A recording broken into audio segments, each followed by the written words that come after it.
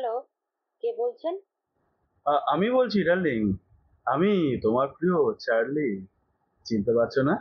ঠাট্টা করছেন নাকি? আমার কথাগুলো শোনো একবার। আহ, আহ, আমাকে ওরা কি আবোল তাবোল বকছেন? এরকম জঘন্য ঠাট্টা করার মানে কি? জঘন্য ঠাট্টা। হ্যাঁ, তাছাড়া আর কি? 7 মাস আগের পুরনো ঘটনাটা নিয়ে মজা করছেন? মজা? হ্যালো? Hello hello. ফোনটা রেখে দিল। কি একটা যেন বলছিল, 7 মাস নাকি?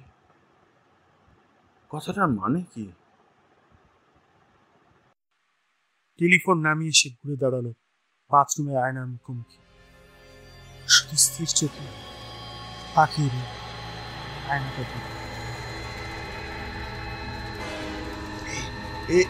কি এটা? কার মুখ? মুখের মধ্যে মাংস নেই, ধূসর চামড়া ভেদ করে বিবর্ণ হলদে হাড়গুলো বেরিয়ে পড়েছে। এটা কি আমার মুখ? এটা কি?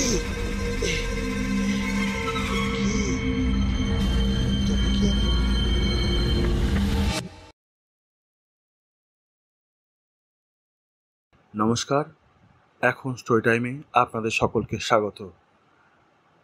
আজ আপনারা শুনবেন প্রখ্যাত লেখক রিচার্ড ক্রিশ্চিয়ান ম্যাথিসনের লেখা গল্প হোয়ার দেয়ার ইজ এ উইল অবলম্বনে সে ফিরে এসেছিল।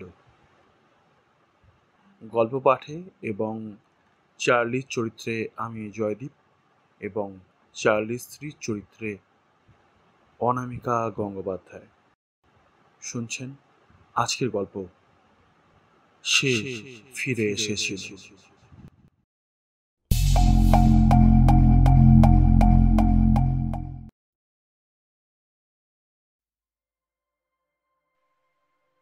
সে জেগে উঠল।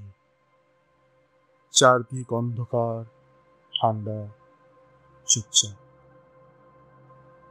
দারুণ তেষ্টা পেয়েছে, সে ভাবল। তারপর হাই তুলে উঠে বসল আর যন্ত্রণায় কঁকিয়ে উঠে পড়ে গেল। তার মাথাটা কিছুটা ধাক্কা খেয়েছে। মুড়ির ওপরে পিঁপে ওঠা পেশিতে সে হাত ঘষল। টের পেল ব্যথাটা ক্রমশ ছড়িয়ে পড়ছে কপাল দিয়ে মাথা পর্যন্ত। ধীরে ধীরে সে আবার উঠে বসতে গেল, কিন্তু আবার চোট পেল মাথায়। বিছানা এবং উপরের ছাদের মাঝে সে আটকা পড়েছে। উপর দিকের ছাদটাকে অনুভব করবার জন্য সে হাত তুলল। জায়গাটা নরম, কমনীয়। তার আঙুলের চাপে টোল পড়ছে। ছাদের মসৃণ তলে সে হাত বুলল। যতদূর নাগাল পৌঁছে ততদূর এই ছাদ মিশিয়ে রয়েছে। দুশ্চিন্তায় ঢোক গিলল সে। শিউরে উঠল। এই জিনিসটা আসলে কি? চাপ দিয়ে পায়ের দিকে নামতে চাইল সে, কিন্তু শ্বাস টেনে আচমকা থমকাল।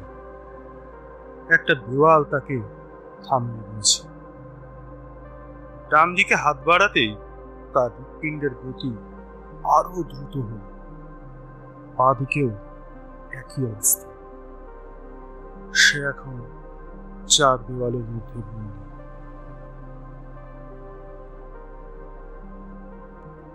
সফট ড্রিঙ্কসের কৌটোর মতো তার হার্ট চুপসে গেল। রক্তের জোয়ার বেড়ে উঠল শত গুণ।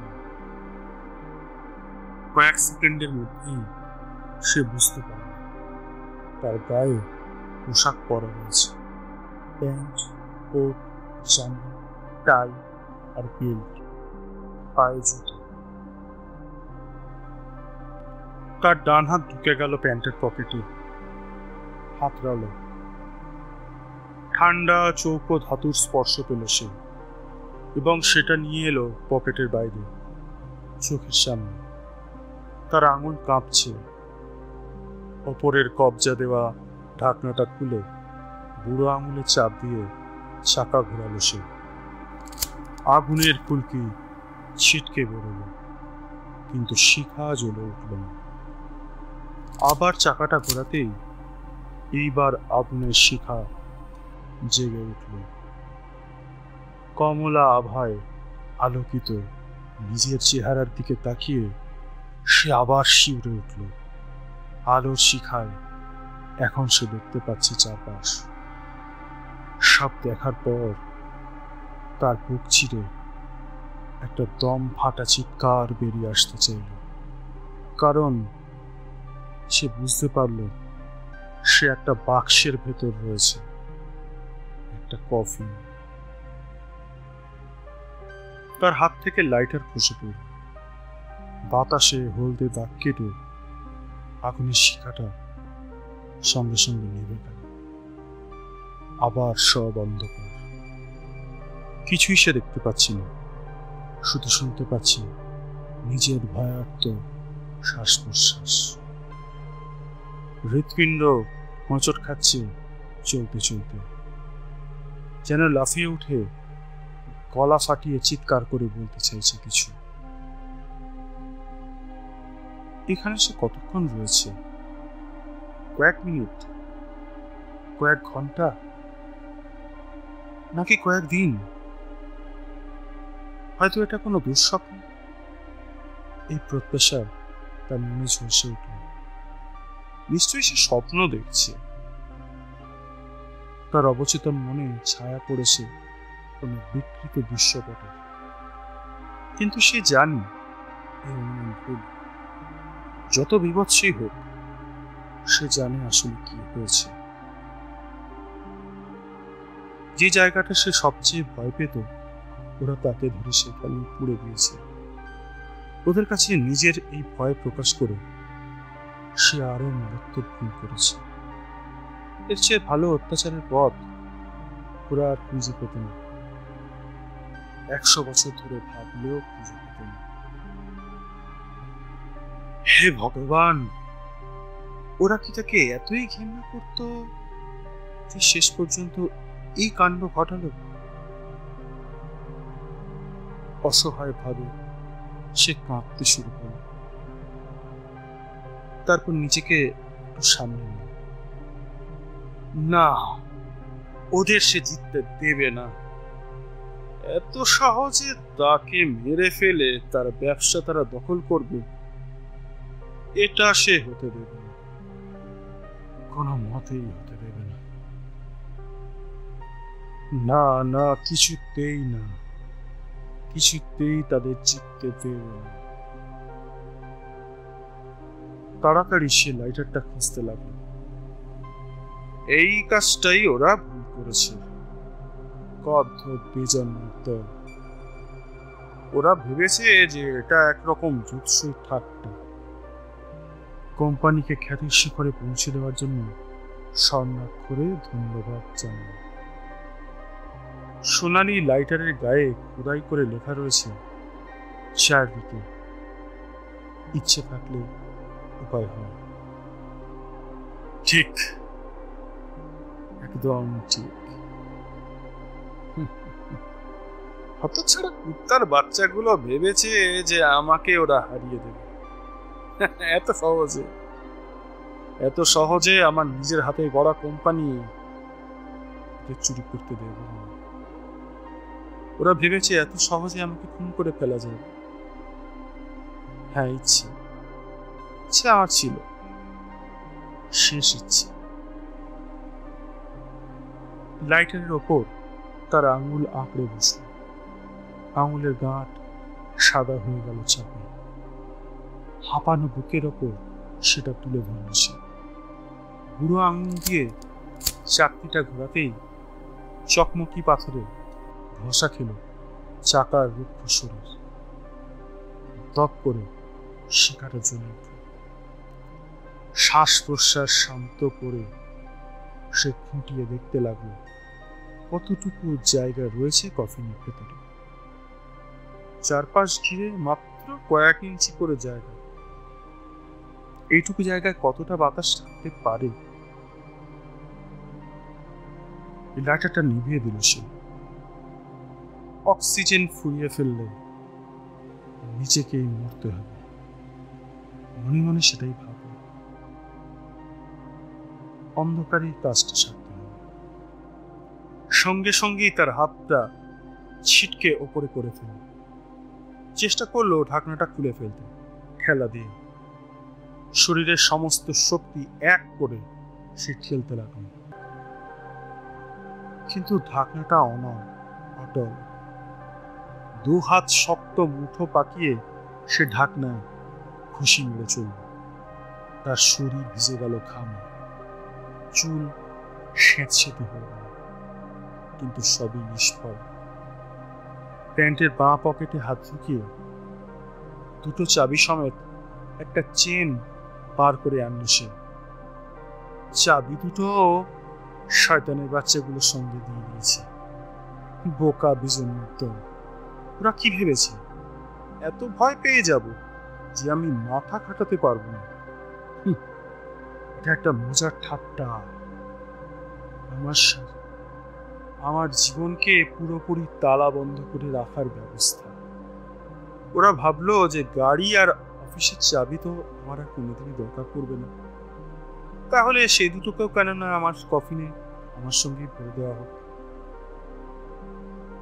ভুল ভুল, এখন এই দুটোই আমাকে কাজে লাগাতে হবে। চাবি দুটো মাথার ওপরে নিয়ে এসে একটা ধারালো মুখ দিয়ে রেশমি আস্তরণটা কাটতে লাগলো সে। প্রথমে সুতো, তারপর কাপড়, অবশেষে হাতে টেনে ছিঁড়ে ফেললো আস্তরণের রেশমি কাপড়। ভেতরের পালকের গদি ছিঁড়ে ছিঁড়ে সেগুলো জড়ো করলো সে। চেষ্টা করলো খুব ধীরে ধীরে শ্বাস নিতে, কারণ বাতাস এখন বুঝে শুনে খরচা করতে হবে। আবার লাইটারটা জ্বালা, ওপরের পরিষ্কার জায়গাটার দিকে তাকা, আঙুলে টোকা মারল সেখানে। তারপর স্বস্তির নিঃশ্বাস পেল। ওক কাঠের একটা কফি, অর্থাৎ এটা কোন রকম মেটাল দিয়ে তৈরি কফি। ভালোই হয়েছে। ঘেন্নায় হাসলো সে। সহজেই বোঝা গেল যে চিরটা কাল কেন সে ওদেরকে পিছনে ফেলে ক্রমশ এগিয়ে গেছে। কতগুলো বোকা বিজন্ম আছে। অস্ফুট ভাবে সে বলল, তাকিয়ে রইল ভারী কাঠের ঢাকনাটার দিকে। চাবি দুটোকে শক্ত মুঠোয় ধরে ওদের খাঁচ কাটা প্রান্ত দুটো ওক কাঠের ওপর ক্রমশ ঘুষতে লাগলো, খুঁড়তে লাগলো। লাইটারের শিখা কেঁপে উঠল।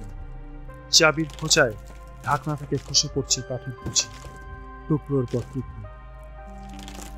সে দেখতে লাগলো লাইটার বারবার নিভে যাচ্ছে, বারবার চকমকি ঘষে সেটা জ্বালাতে হচ্ছে। বাতাস ফুরিয়ে যাবে এই ভয়ে আবার লাইটার নিভিয়ে দিল সে।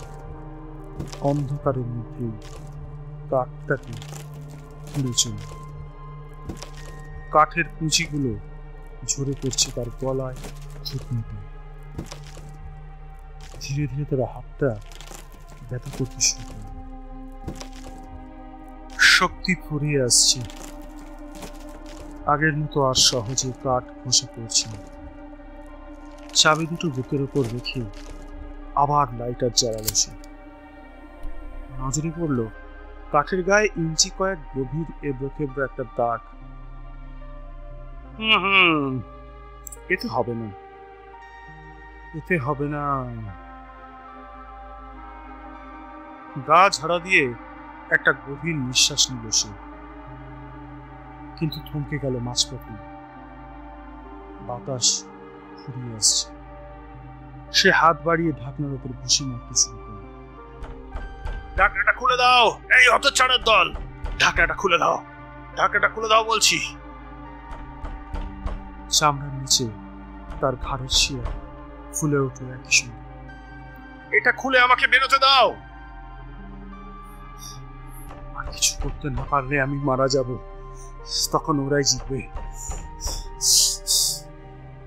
তার মুখ কঠিন হয়ে, জীবনে কোনোদিন সে হাল ছাড়েনি, কোনোদিনও না, কোনোদিন সে ওদের জিততে দেবে না, কিছুতেই না। মন স্থির করে ফেলার পর পৃথিবীর কোনো শক্তি তাকে রুখতে পারেনি। মনের জোর কাকে বলে সে দেখিয়ে দেবে ওই বেজন্ম বাচ্চাগুলোকে। চটপট লাইটারটা ডান হাতে নিয়ে পার কয়েক চাকা ঘোরানো সে। তপ তপ করে উঠল আগুন শিখা। তার চোখের সামনে নাচতে লাগলো অনিশ্চিত ভাবে। বা হাতে ডান হাত চেপে ধরল সে। তারপর স্থিতিশীল হাতটা জ্বলন্ত শিখার সামনে নিয়ে গেল কফিনের ঢাকা ক্ষতের কাছে। সেটাকে পোড়াতে লাগলো। ছোট দ্রুত শ্বাস পেল, বিউটেন গ্যাসের গন্ধ নিয়ে আসে। একই সঙ্গে পোড়া কাঠের গন্ধে কফিনের ভেতরটা ভরে উঠছে। ঢাকনার কাঠে ছোট ছোট আগুনের ফুলকি চোখে পড়ছে। আগুনের শিখাটা সে টেনে নিয়ে চলল কাঠের ক্ষত সামনে পিছনে। কয়েক মুহূর্ত এক জায়গায় ধরে থাকে, তারপর আরেক জায়গায়। একসময় অস্ফুট শব্দে সরাগুলো থাকে। হঠাৎই কাঠের ওপর এক জায়গায় আগুন ধরল।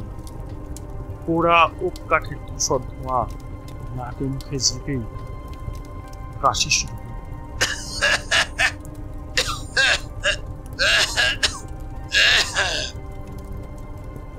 কফিনের বাতাস হালকা হয়ে এসেছে। সে বুঝতে পারছে তার ফুসফুস আরো পরিশ্রমী বাতাস টেনে চলছে। এখনই হয়তো সে অজ্ঞান হয়ে যাবে। তার শরীরের সার ফুরিয়ে আসছে। মরিয়া হয়ে গাঢ় জামাটা খুলতে লাগছে। টানাটানিতে কয়েকটা বোতাম ছিঁড়ে গেল। জামার কিছুটা ছিঁড়ে সে জড়িয়ে নিল ডান হাতে। ঢাকনার একটা অংশ খুলে ভঙ্গুর হয়ে গেছে। কাপড় জড়ানো হাতে সে ঘুষি চালালো সেই জায়গাটা। পোড়া কাঠ থেকে ধোঁয়া দিচ্ছে। ঘুষির জোরে কাঠ ভেঙে পড়ল। জ্বলন্ত কাঠের টুকরো খসে পড়ল তার গলায়, মুখে।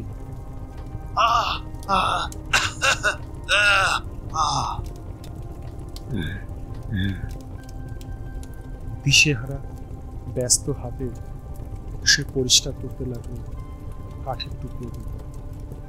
কয়েকটা টুকরো পুড়িয়ে দিল তার বুক, তার হাত। যন্ত্রণায় চিৎকার করে উঠল সে।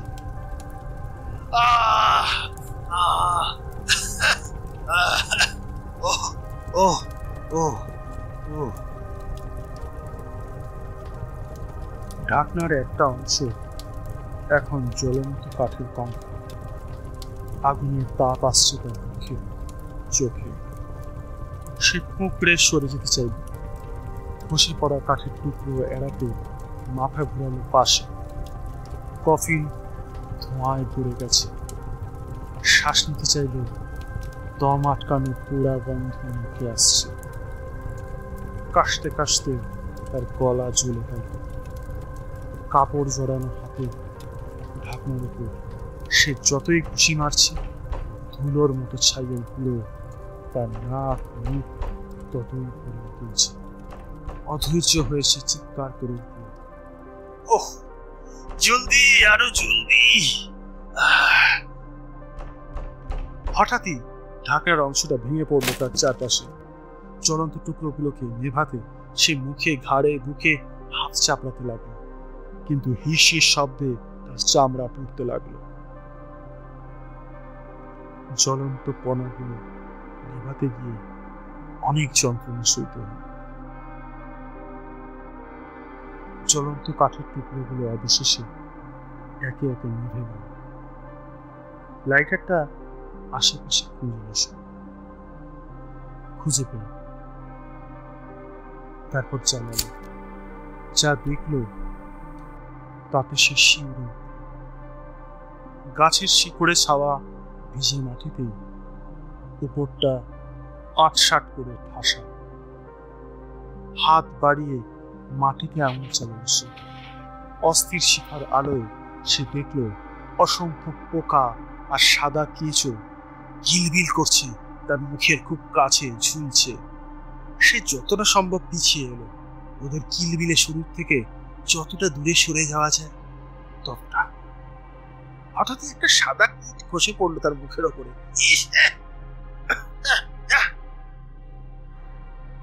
তার চিনির মতো আঠালো দেহটা আটকে গেল তার ওপরে ঠুঁটে।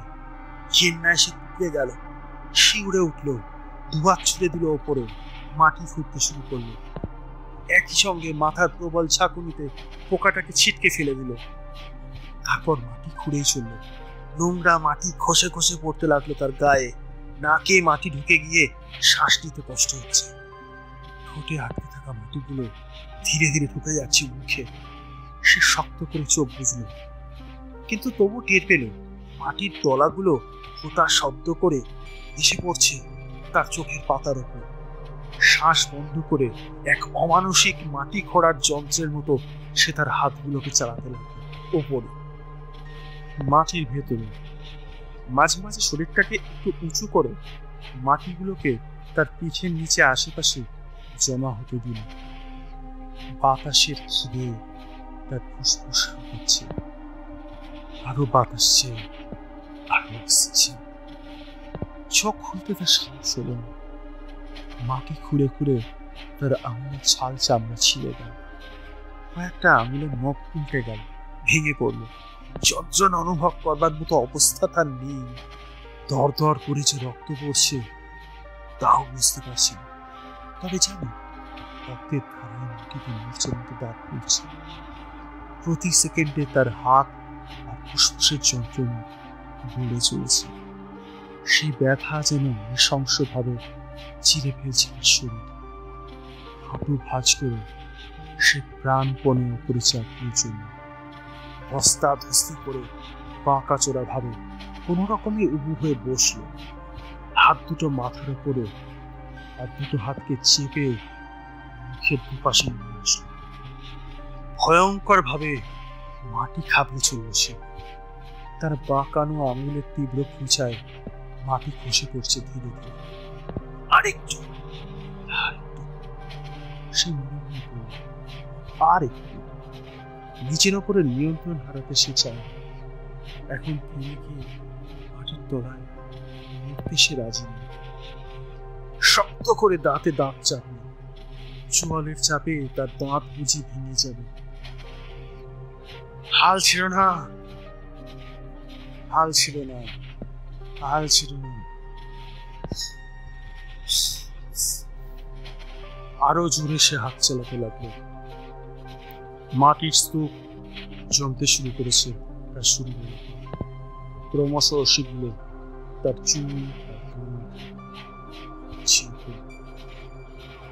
নোংরা আঠালো মাটি তাকে ঘিরে ফেলল চারপাশ থেকে। ফুসফুস দুটো এবার বোধহয় বিকট শব্দে ফেটে যাবে। শেষ কখন নিঃশ্বাস নিয়েছে ভুলে গেছে। বোধহয় কয়েক মিনিট হয়ে গেছে। বাতাসের জন্য সে চিৎকার করে উঠতে চাইল, কিন্তু পারল না। ছেঁড়া নখের যন্ত্রণায় তার আঙুলগুলো তপতাপ করছে। মাটি কামড়ে স্নায়ুতন্ত্র আর মাংস খসা খেয়ে চলেছে। চলছে সেগুলো যন্ত্রণায়। সে হা করলো যন্ত্রণায়, আর সঙ্গে সঙ্গে কিছুটা মাটি ঢুকে গেল তার মুখে। জিভ ঢেকে গেল, জমা হলো গলার ভিতরে। দম আটকে গেল, বমি পেল। বমি আর মাটি মিশে ছিটকে বেরিয়ে এলো তার মুখ থেকে।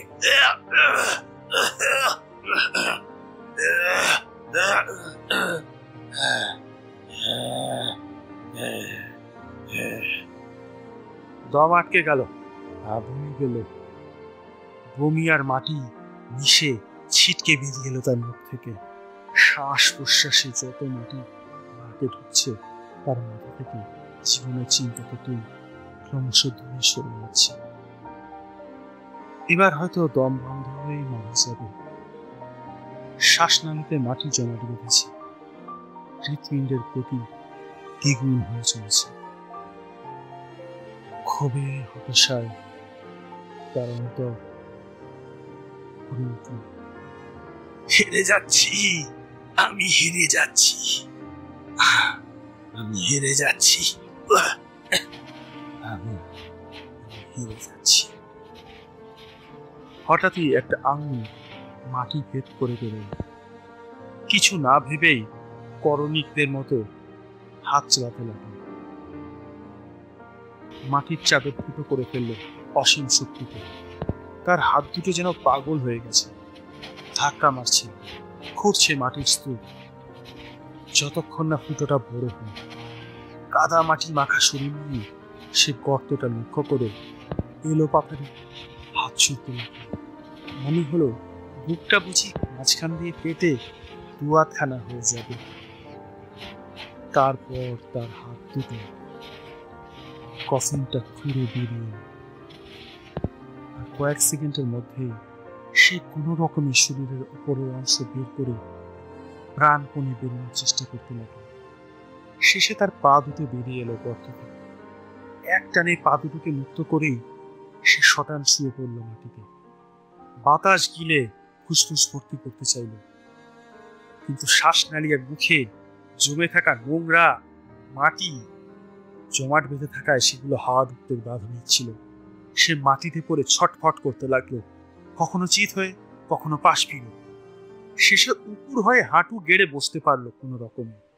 দম আটকানো প্রচন্ড কাশিতে কফ মাখা কাদামাটি বেরোতে লাগলো ছিটকে ছিটকে তার শ্বাসনালী থেকে। কালচে থুতু গড়িয়ে পড়লো চিবুক বেয়ে। ভয়ঙ্কর দমকে দমকে বমি শুরু হলো। মুখ থেকে কাদামাটি গড়িয়ে এসে পড়ছে ঘাসের উপরে। যখন অনেকটা বেরিয়ে এলো, সে হাঁপাতে শুরু করলো, কারণ চাপ চাপ অক্সিজেন ছুটে এসে ঢুকছে তার শরীরের ভেতর। ঠান্ডা বাতাস শরীরের ভেতর জাগিয়ে তুলছে। আমি জিতেছি, আমি জিতেছি।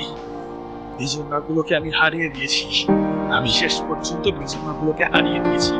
আমি জিতেছি, শেষ পর্যন্ত জিতেছি। ইয়েস।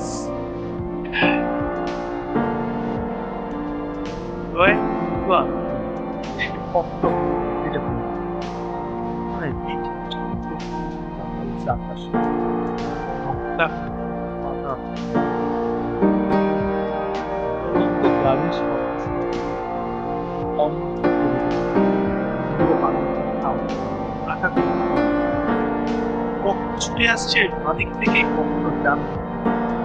আলো ঝলসা সে হতবাক হয়ে গেল, উপরে তারপরে বুঝতে পারল সে কোথায় রয়েছে। বড় রাস্তার পাশের কবর গর্জন করে এদিক ওদিক ছুটে চলেছে গাড়ি আর ট্রাকের।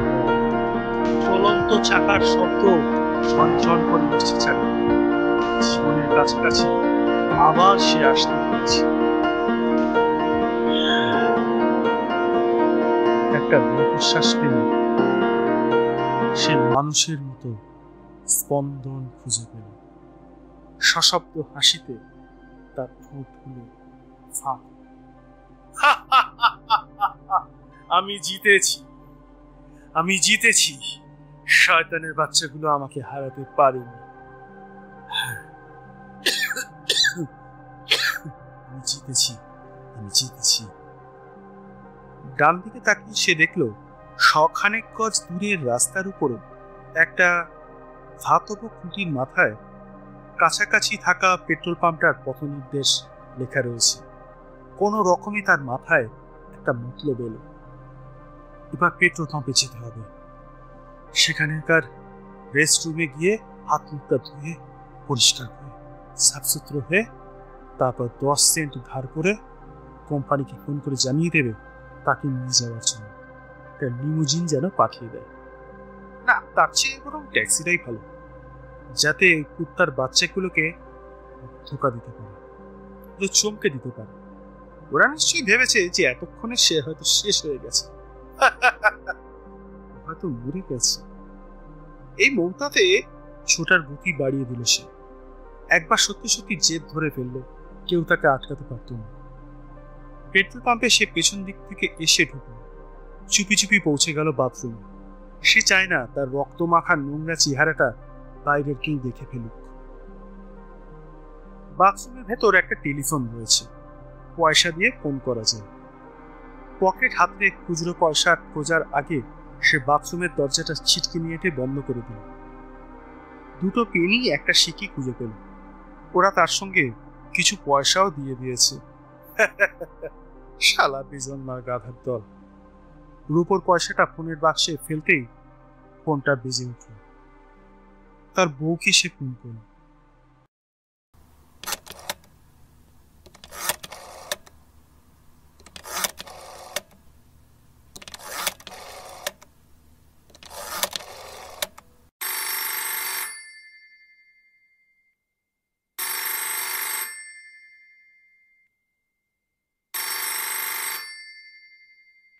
হ্যালো, কে বলছেন?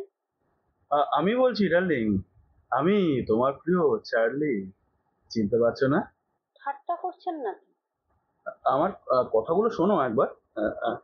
আমাকে ওরা কি আবল তাবল বকছেন? এরকম জঘন্য ঠাট্টা করার মানে কি? জঘন্য ঠাট্টা। হ্যাঁ, তাছাড়া আর কি? 7 মাস আগের পুরনো ঘটনাটা নিয়ে মজা করছেন? মজা?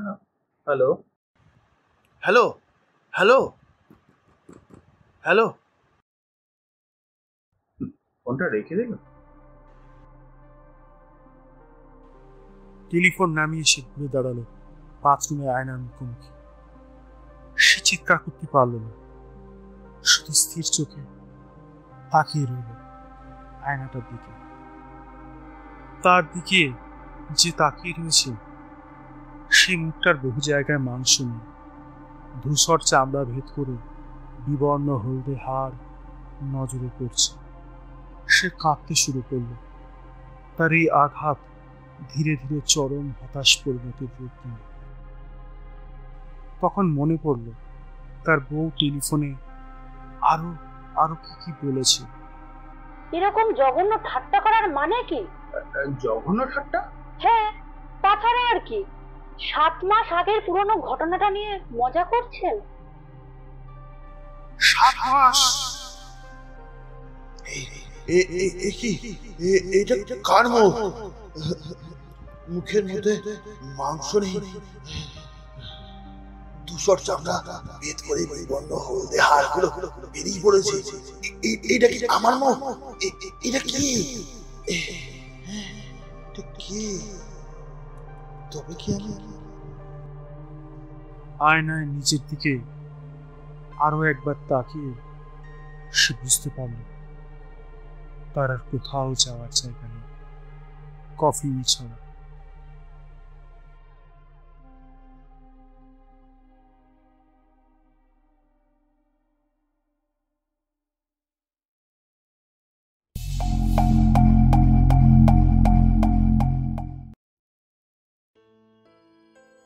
আজকের গল্পটি এখানেই শেষ হলো।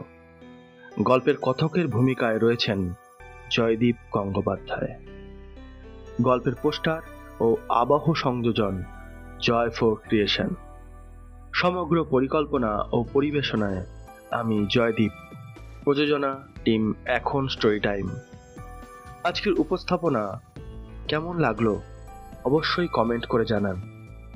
ফিরে আসবো এরকমই কোনো আকর্ষণীয় গল্প নিয়ে। ভালো গল্প শুনতে আমাদের চ্যানেলটি সাবস্ক্রাইব করে আমাদের পাশে থাকবেন। ধন্যবাদ।